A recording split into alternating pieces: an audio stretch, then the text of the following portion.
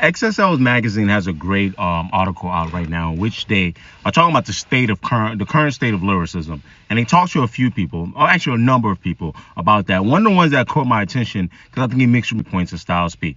He says, on the current state of lyricism on mainstream, what you hear on the radio, I don't think it's good, but I believe there are a lot of great artists that are out there that's spitting. When I think about lyricism, what's going on in hip hop, there are a lot of rappers or artists who aren't into lyrics. And that's not the state of the exact game right now. But when you ask young people who they refer to as the best, they always say lyricist. I'm thinking he's thinking about the big three. I think as long as it stays at that point, I'm always cool. The day I'm going to get worried is when I hear people saying that whoever the best is someone that doesn't actually have bars. That's coming very soon. You see the sort of maybe Playboy Cardis, Travis Scotts, Lil Uzis of the world. They rap, but I don't think they're lyricists, right? I think the industry record labels being greedy started becoming such a money machine, and the capitalists found a way to capitalize off it, and they don't give a damn about the culture. I think that's what's played a part in this not being so lyrical anymore. I think they started microwaving artists, and I think young people started being more interested in that. Okay, cool. One thing I do want to say, though, is I don't see people talking about another key point. And this is what I have a problem with in all conversations, is the responsibility of people that are lyrical. And no one's talking about the lyrical artists and this new age obsession with just that. A lot of the lyrical MCs nowadays, according to lyrical MCs, just want to hang their hat on the fact that they're lyrical.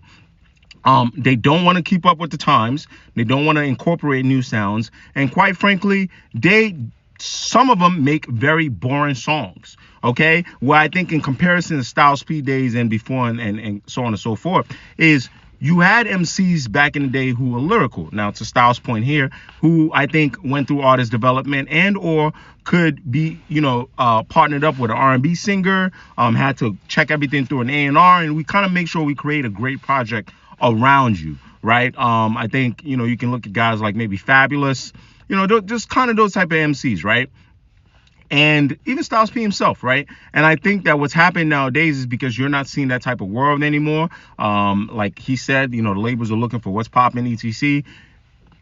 You have a bunch of MCs out here who I think are very skilled and lyrical that are not able to put two and two together, right? They're not able to put two and two together, but the one thing they can do, I look at it again like basketball, they can dribble, which is great.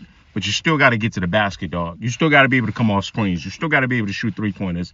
And I think the era that he was talking about in terms of the big three, in terms of the people that were below the big three, the Big Seans of the world, the Wale's of the world, the Meek Mills of the world, even those guys had an ability to make really good songs. And in my opinion, they were lyrical. Now, you want to debate their skills, that's fine. So, like a lot of other things,